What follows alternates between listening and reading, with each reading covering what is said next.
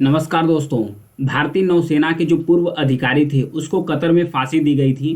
तो पहले फांसी दी गई थी, फिर बाद में उन्हें उम्र कैद दिया गया। उसके बाद सडनली एकदम से उन्हें रिहा कर दिया गया है। ये कतर के अमीन द्वारा डिसीजन लिया गया है। कतर के अमीन मतलब भारत में जो प्रमुख होते हैं प्रधानमंत्री, तो कतर के जो प्रमुख है उन्हें अमीर बोला जाता है। तो अमीर के द्वारा फैसला लिया गया है। तो इसमें भारत की बहुत बड़ी कूटनीतिक जीत मानी जा रही है, क्योंकि भारत के जो एनएसए हैं, जो नेशनल सिक्योरिटी एडवाइजर हैं, इनकी भी बहुत बड़ा भूमिका माना जा रहा है, क्योंकि ये बार बार दौरा किए थे कतर का। और इसके बाद पीएम मोदी का भी दौरा होने वाला है 15 फरवरी को पीएम मोदी का भी दौरा होने वाला है कतर को। तो इसके पीछे का रहस्य जानेंगे कि आखिर कतर क्या वजह रही है कि जो भारतीय नौसेना के अधिकारी है इन्हें वापस छोड़ दिया है। तो इसके बारे में समझते हैं डिटेल से। तो ये जो पूर्व नौसेना अधिकारी थे, 8 पूर्व नौसेना अधिकारी थे, ये काम कहाँ करते थे कतर में। कतर की एक कंपनी है जिसका नाम है Dahra global companies. Dahra global companies company का नाम है। ये कंपनी करती क्या थी, सबमरीन बनाती थी। कौन सी सबमरीन बनाती थी, जो एक इटालियन सबमरीन थी। इटालियन सबमरीन थी, यहाँ पर देखिए फिगर देख सकते हैं इटालियन सबमरीन।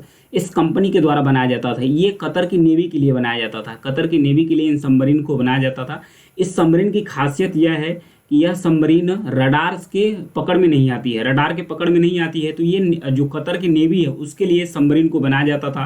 तो ये कंपनी बनाती थी जिसका नाम है दाहरा ग्लोबल कंपनी। कतर की कंपनी है। इसी कंपनी में काम करते थे भारत के 8 पूर्व नौसेना के अधिकारी, इसी में काम करते थे। तो हालांकि इन पर आरोप लगा था कि यह जो अधिकारी हैं ये इजराइल के लिए जासूसी कर रहे हैं। इजराइल के लिए जासूसी कर रहे हैं। तो इसी को ध्यान में रखते कतर के द्वारा इन्हें फांसी की सजा दे दी गई थी। 8 जो पूर्व नौसेना अधिकारी थे। इसमें भारत ने बहुत जोर शोर से पहल ली, क्योंकि जो कोप 28 हुआ था दुबई में यानी कि जो यूनाइटेड अरब अमीरात है वहां पर कोप 28 हुआ था। उस समय जो कतर के अमीर हैं उनसे पर्सनली रूप से मुलाकात हुई थी भारत के प्रधानमंत्री मोदी जी के द्वारा। जब मुलाकात हुई थी तो उस समय बात किए थे निजी तौर पर ये 8 पूर्व नौसेना अधिकारियों के बारे में। वहां भी बात हुई, प्लस बार बार जो अपने एनएसए हैं यानी national security advisor Ajit Doval है, वो भी कतर का दौरा किए हैं। इन सब चीज़ों को ध्यान में रखते हुए जो कतर है ये भारत के जो पूर्व नौसेना अधिकारी उन्हें रिहा कर दिए हैं। इसका एक रीज़न और भी है, यूएसए यानी यूनाइटेड स्टेट ऑफ अमेरिका। क्यों? क्योंकि कतर एक सबसे बड़ा जो गैस एलएनजी है यानी कि लिक्विफाइड नेचुरल गैस, इसका सबसे बड़ा निर्यातक रहा है कतर। अभी इसे अमेरिका का चैलेंज मिल रहा है। तो कतर नहीं चाहता है कि जो अमेरिका है ये यूरोप और एशिया और भारत के मार्केट को कैप्चर्स करे। इसलिए अभी एक बहुत बड़ी डील भी हुई है कि 20 सालों तक जो एलएनजी है यानी कि लिक्विफाइड नेचुरल गैस है ये बेचता रहेगा किसको, भारत को, कतर।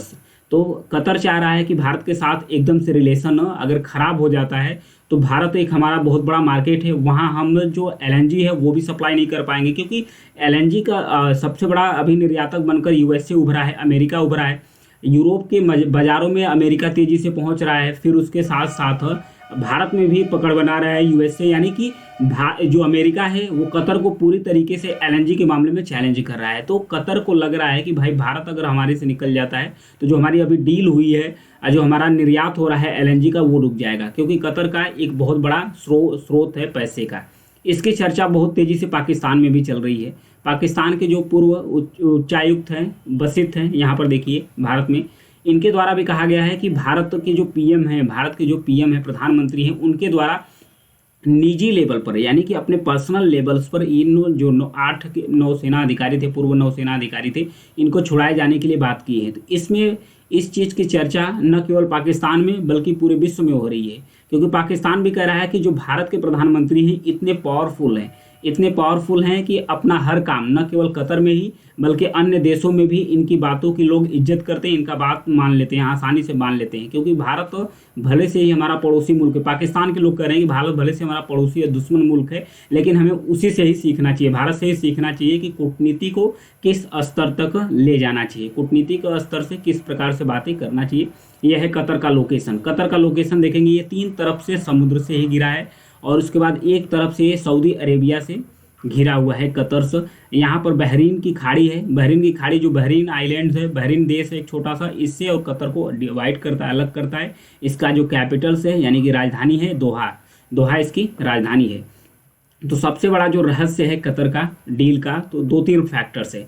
एक तो भारत की जो कूटनीतिक बताया जा रहा है, कूटनीतिक स्तर से जो भारत ने बात की है, चाहे एनएसए रहे हो, चाहे पीएम मोदी की बात रही हो, फिर उसके बाद जो भारत का विदेश मंत्रालय है, जो कतर है, कतर की इस फैसले का भी स्वागत किया है। कतर की इस फैसले का स्वागत किया है कि कतर ने एक बहुत ही सराहनीय काम किया है। जो निर्दोष थे भारत के 8 पूर्व नौसेना अधिकारी, इसे छोड़कर।